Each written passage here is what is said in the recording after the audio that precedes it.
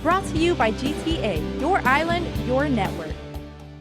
I apologize that it's taking this long. And according to Committee on Health Chairman Senator Dennis Rodriguez Jr., it might take even longer. I'd rather be cautious in doing it right than just trying to rush something now that perhaps won't be workable.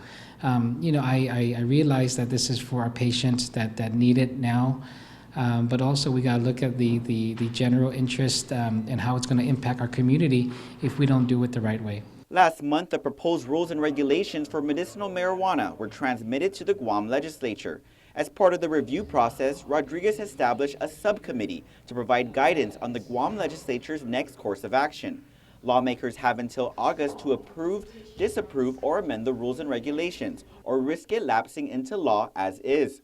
Rodriguez says more than likely they'll throw out the current proposal. One way that I'm really considering proposing to my colleagues would be to perhaps rejecting the proposal completely, and then using what was already drafted by public health and the comments that was received during the public hearings to work off that and come up with a rules and regs that would be better, that would not only address the mandate, the law that was voted by the people, but the concerns that we've heard from already during these public meetings. 4 public hearings were held in the past few weeks. Last week, Senator Tina Muñoz-Barnes submitted recommendations that address laboratory testing, privacy, fees, and home cultivation.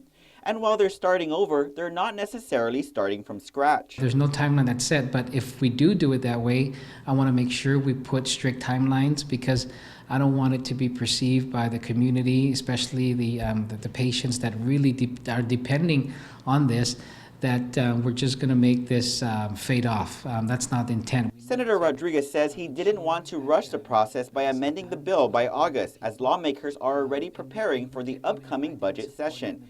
He adds this strict timeline will most likely involve passing something before the legislative term is up. Reporting for Guam's News Network, I'm Ken Quintaniza.